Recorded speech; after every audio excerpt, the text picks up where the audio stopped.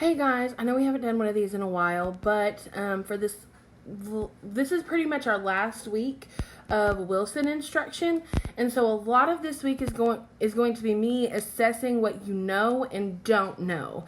Okay, so we're gonna have some videos like this week where I give you some words and I need you to break them apart, write them down, or put them in a Google Doc, something like that. We'll also have some Google forms where you're going to have to show me what you know from all year long. So this week you are going to have some harder work from me, not necessarily more, but harder work from me because you're going to have to be pulling back in your brain from the whole school year, just so I can really see what you know and what you don't know. That way I can tell your 5th grade teachers what you know and don't know and where you guys need to kind of start off. With that being said, before I ask you to show me what you know from all year long, I'm going to be doing some refresher videos, some videos of me doing lessons. So if you really take these seriously and practice along with me in these videos, you should do a great job on your assessments. Okay, so with that in mind, we're going to go ahead and get started. And today, the first thing we're going to talk about are the rules for breaking syllables apart. Okay, I'm going to give you a step-by-step.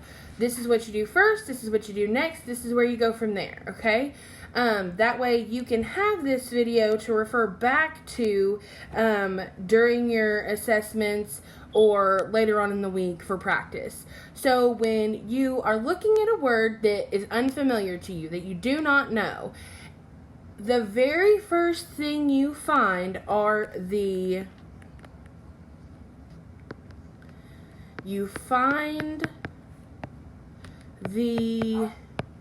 vowels. Okay? So, number one, anytime you come across a word that you are marking up or trying to spell, or you're reading a book and this is a word you've never seen before, very first thing is you find the vowels, okay? When you're finding the vowels, you need to look and see, is there a prefix, because we did talk about those, a prefix at the beginning, or a suffix, okay? Is there a prefix or a suffix? Because remember, we talked about suffixes, you just circle them and they stay off on their own. They're not going to follow the same rules that the rest of your word follows. And that's the same with a prefix. If you see a prefix that you recognize, you can circle that and know, okay, this already goes together. This already sticks together and I don't have to worry about marking it up and knowing what it says. Okay? Find the vowels. Is there a prefix or a suffix? Number 3. Go to the first 2 vowels. Sorry, I'll write that in not cursive. Go to the first 2 vowels. What is separating them? Right? We talked about what is separating your vowels. Is it a digraph? Is it a blend? Is it just random letters that don't have anything to do with each other? That is where you have to use your critical thinking skills. What is separating these vowels? Do I need to keep it together? Can I separate it? What's going to happen to the vowel when I put these letters with it, right? So if I have an A, if I leave it open, it's going to say A. If I close it in with a consonant, it's going to say A.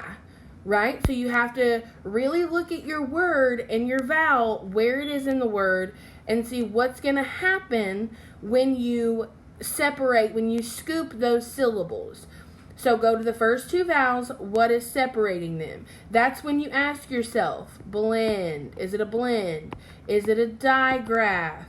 Is it something that's going to have to stick together, or can I separate it? Okay? That is the 1, 2, 3 of how you mark up a word or identify an unknown word, okay? I'm going to stop this video because I want you to be able to refer back to this one whenever you're taking your assessments or you do have to mark up a word that is unknown to you, okay? So the 1, 2, 3 of how to mark up or identify syllables in a word that is unfamiliar.